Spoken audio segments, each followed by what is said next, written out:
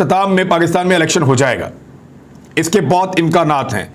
تو جناب یہ صورتحال ہے، اور اس وقت کی صورتحال میں آپ کو بتا رہا ہوں کہ اب تک سب کی سانس پھولی ہوئی ہے، کسی کو کوئی آکسیجن میسر نہیں ہے، سارے عمران خان سے وہ تنہا لڑا ہے، اکیلا تھا، ان سب نے اکیلا کر کے اس کو مارا، وہ لڑا اور تنہا لڑا ہے، اور تنہا ہونے کے باوجود بہت اچھا لڑا ہے۔ یہ سارے قلعہ بند تھے، ان کے پاس باقاعدہ کورز تھے، شیلڈز تھیں، اور یہ اکٹھے تھے، اور اس کو اکیلے کو ہاتھ پاؤں باندھ کر انہوں نے پہلے مارا تھا، لیکن وہ نکلا، اس کے لوگوں نے، غریبوں نے، کمزوروں نے اس کا ساتھ دیا، وہ کھڑا ہو گیا، اور اب ان سب کی سانس پھول گئی ہے، یہ اس کو الیکشن پلیٹ میں رکھ کر دیں گے۔ آپ دیکھیے گا کہ اگر زندگی رہی تو ہم بھی دیکھیں گے کہ عمران خان الیکشن لڑ رہے ہوں گے اس پاکستان میں، اور اپنی مقبولیت کی معراج کے اوپر لڑ رہے ہوں گے۔ یہ انہی کی غلطی ہے۔ اگر عمران خان نااہل تھے، عمران خان کے پاس کوئی ویژن نہیں تھا، اگر عمران خان کام نہیں کر پا رہے تھے، ان کی ٹیم بہت بری تھی، تو پھر لوگوں کو فیصلہ کرنے دیتے۔ آپ نے پیسہ خرچا، 2 نمبری کی بیرونی سازش کروائی، اور سب کر کے عمران خان کو واپس عوام کی طاقت دے دی، تو اب بھگتی ہے۔ اب میں آپ کو بتاتا ہوں وہ پوائنٹس جو ہم نے اکٹھے کیے ہیں، جن پہ امریکہ کو بہت اعتراض رہا عمران خان کے وزیر اعظم بننے کے بعد سے لے کے اب تک، اور یہ ساری ایک وہ لسٹ ہے، وہ چارج شیٹ ہے جو امریکہ کی ہے عمران خان کے خلاف۔ یو این میں جو عمران خان صاحب نے پہلے تقریر کی تھی، اس کے بارے میں عمران خان صاحب کو متنبہ کیا گیا تھا کہ آپ یوں باتیں نہیں کریں گے، اور عمران خان صاحب نے زبانی وہ تقریر کی تھی، اور اس تقریر میں اسلاموفوبیا کا ذکر بھی تھا۔ اس تقریر پہ امریکہ کو بہت اعتراض تھا، اور امریکنز نے یہ کہا تھا کہ یہ پالیسی پاکستان کی ٹھیک نہیں ہے، اور یہ خارجہ پالیسی امریکنز کو پسند بھی نہیں ہے، کہ وہاں پہ کھڑے ہو کر بھارت کو بھی عمران خان صاحب نے صاف دھمکایا، کشمیر پہ جس بولڈ لہجے میں انہوں نے بات کی، اسلاموفوبیا پہ، سارے معاملات کے اوپر، پھر ویسٹ کو، امریکہ کو آئینہ دکھایا، ان کی فلموں کی مثالیں دے کر بتایا، اسرائیل کے خلاف جس طرح وہ بولے۔ تو امریکہ کا جو ایک اعتراض ہے، اعتراض نمبر 1 وہ یہ تھا کہ یو این میں جس طرح عمران خان صاحب نے بات کی ہے وہ امریکہ کو پسند نہیں تھا، اور امریکہ اس کا شدید مخالف تھا۔ یہ ہو گیا ایک اعتراض۔ دوسرا اعتراض تھا کہ عمران خان جہاں جہاں اسلاموفوبیا کی بات کرتے ہیں وہ غلط ہے، وہ نہیں ہونا چاہیے، کیونکہ اسلاموفوبیا کو استعمال کر کے امریکہ نے مسلمان ملکوں کے وسائل پہ قبضہ کیا ہے۔ جیسے جیسے اسلاموفوبیا کے اوپر ویژن ملتا ہے مغربی ممالک میں، یورپ میں اور امریکہ میں، تو لوگوں کو یہ پتہ چلتا ہے کہ امریکہ نے کتنی بڑی منافقت کی ہے ان ملکوں کے اندر جو مسلمان ملک ہیں، اور کیسے اسلاموفوبیا کو استعمال کر کے ان کے وسائل پر قبضہ کر لیا ہے۔ تیسرا معاملہ جو عمران خان صاحب کے خلاف تھا وہ یہ تھا کہ سیرت النبی کو معاملات کو، یا رحمت اللہ اتھارٹی کے معاملات کو، ان چیزوں کے اوپر ان کو شدید تحفظات تھے، یعنی وہ یہ چاہتے تھے کہ ان چیزوں کے اوپر کوئی بھی حکومت کام نہ کرے۔ آپ دیکھیں وہ سعودی عرب میں ڈسکریج کرتے ہیں، وہ یو اے ای میں ڈسکریج کرتے ہیں، وہ باقی مسلمان ملکوں میں ڈسکریج کرتے ہیں، وہ یہ کہتے ہیں کہ آپ سیرت النبی کے معاملات کے اوپر نہ جائیں۔ آپ یہ رحمت اللہ عالمین اتھارٹی جو عمران خان صاحب بنا رہے تھے، ان چیزوں کے اوپر امریکن تھنک ٹینکس نے تشویش کا اظہار کیا، اور وہ پوائنٹ پاکستان کے پاس موجود ہے، اور میں یہ تمام چیزیں سورسز سے لے کر آیا ہوں، اور ہم نے کافی اس کے اوپر ریسرچ کی ہے، ان میں کوئی ایک چیز بھی غلط ثابت نہیں ہو سکتی۔ چوتھی چیز جس پہ امریکہ کو بہت شدید تحفظ تھا، اور اس حکومت نے آتے ہی امریکہ کا یہ معاملہ حل کر دیا، ایک تو یہ سیرت النبی اور رحمت اللہ عالمین اتھارٹی والا چیپٹر کلوز کر دیا اس حکومت نے آ کے، اسلاموفوبیا والا معاملہ بھی ختم ہو گیا، یو این میں یہ کبھی ایسے بولیں گے ہی نہیں، تینوں معاملات حل۔ چوتھا یکساں نظام تعلیم، امریکنز کبھی نہیں چاہتے کہ یکساں نظام تعلیم پاکستان میں ہو۔ جب جنگ عظیم کے بعد جاپان سے ساری شرطیں منوائی جا رہی تھیں، تو ایک شرط ان کے سامنے یہ بھی رکھی گئی، یعنی جاپان تمام شرائط مانتا جا رہا تھا اپنے مخالفین کی، ہیروشیما اور ناگاساکی کے اندر بم پھٹ چکے تھے، وہ پوری طرح تباہ ہو گیا تھا، وہ تمام شرائط مان رہا تھا، لیکن جب ان کو یہ کہا گیا کہ نظام تعلیم بھی ہم آپ کو بتائیں گے کیا ہونا چاہیے، تو جاپانیوں نے کہا کہ نہیں، ہم ایک جنگ آپ کے ساتھ اور لڑ لیتے ہیں، آئیے پھر لڑتے ہیں بہت سارے سالوں تک، لیکن نظام تعلیم پہ ہم قربانی نہیں دیں گے، اس کے اوپر ہم کمپرومائز نہیں کریں گے۔ اور پھر انہوں نے ایک بہت بڑا ملک اور بڑا شاندار ملک بنا کر کھڑا کر دیا، یہ جاپان نے کیا تھا۔ تو پاکستان کا جو نظام تعلیم ہے اس کے اوپر ہمیشہ سے انہوں نے نظر رکھی ہے۔ عمران خان یکساں نظام تعلیم کر رہے تھے، موجودہ حکومت نے آتے ہی وہ احکامات دیے اور ساری چیزیں ختم کر دیں۔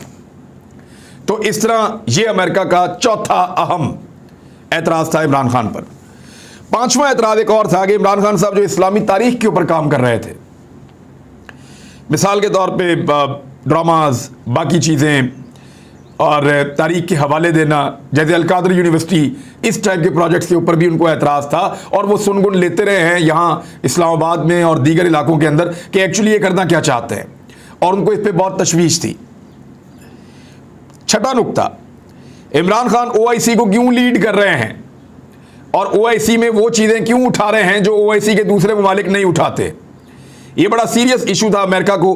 वो हमेशा से ओआईसी को दबा हुआ देखना चाहते हैं, सिर्फ यूएन जहां पे उनका कंट्रोल है उसके जरिए से चीज़ों को करना चाहते हैं, और ओआईसी में चाइनीज़ को बुलाना, ओआईसी के अंदर सबके सामने वो मौज़ूआत रखना जिसके ऊपर नॉर्मली मुसलमान मुल्क भी बात नहीं करते। तो इस पे अमेरिका को बड़ी तशवीश थी, खासतौर पे इस्लामोफोबिया को लेकर, और ओआईसी को जब पाकिस्तान लीड कर रहा था और इमरान खान जैसा लीडर, तो उनके लिए ज़्यादा मसाइल थे। सातवां मामला जो था वो अमेरिका की ख्वाहिश थी कि पाकिस्तान भारत के साथ ताल्लुकात को बेहतर करे, पाकिस्तान भारत के साथ ताल्लुकात को बेहतर करे, कश्मीर को छोड़कर, कश्मीर को भूलकर। इमरान खान ये करने पर तैयार नहीं थे। शहबाज शरीफ ने आते ही वो काम किया। उन्होंने कहा अमेरिकन के हुक्म के ऊपर, इंपोर्टेड हुकूमत के इंपोर्टेड फैसले कि फौरी तौर पे तजारत बहाल की जाए और ट्रेड मिनिस्टर जो है वो तैनात कर दिया गया। शहबाज शरीफ साहब ने आते ही हुक्म दिया। हालांकि इमरान खान डट गए थे कि जब तक इंडिया 5 अगस्त 2019 के जालिमाना इक़दाम को वापस नहीं लेता, कश्मीरियों के खिलाफ जो उन्होंने किए, तब तक पाकिस्तान इंडिया से कोई ताल्लुक नहीं रखेगा। लेकिन शहबाज शरीफ साहब ने ताल्लुकात बना दिए। ये मामला था। एक बहुत बड़ा एतराज़ जो उठाया वो जहाज़ गिराने का मामला भी था। अमेरिकन को इस बात के ऊपर बहुत तकलीफ थी कि अगली सुबह जब एक दिन इंडियन तैयारे आए पाकिस्तान में, बालाकोट के आसपास कहीं अपना पे लोड गिरा के वो भाग गए, कोई नुकसान नहीं कर सके, तो पाकिस्तानियों को बहुत तकलीफ थी और पाकिस्तानियों को अमेरिकन ने और सब ने वार्न किया था कि आपने कोई एक्शन नहीं लेना। लेकिन इमरान खान साहब डट गए थे, और ये इमरान खान साहब के हुक्म के ऊपर हुआ कि उस वक्त के जो एयर चीफ थे उन्होंने एक ऑपरेशन प्लान किया। अल्लाह ताला उनके दर्जात बुलंद करे। उन्होंने एक ऑपरेशन प्लान किया और इंडिया को सबक सिखाया। उनके 2 तैयारे भी गिरा दिए, एक उनका रूसी साख्ता Su-30 और दूसरा जो है वो MiG-21 MiG-21, ये अभिनंदन वाला तैयारा, ये 2 पाकिस्तान ने गिरा दिए और इंडिया को सबक सिखाया। इस पे अमेरिका को बहुत तशवीश और बहुत गुस्सा था। एक और मामला जो था जो 8वें नंबर पे है, इसराइल के लिए पाकिस्तान गुंजाइश पैदा करे। यानी अगर भारत वाले मामले में तो शहबाज शरीफ साहब ने बात मान ही ली है, यानी ये सारी चीज़ें अब मानी जा रही हैं। इसराइल के लिए पाकिस्तान गुंजाइश पैदा करे, और यही मामला इमरान खान साहब का और पाकिस्तान के कुछ ताकतवर लोगों के दरमियान भी एक मसाइल का बायस बना था, यही मामला इसराइल वाला।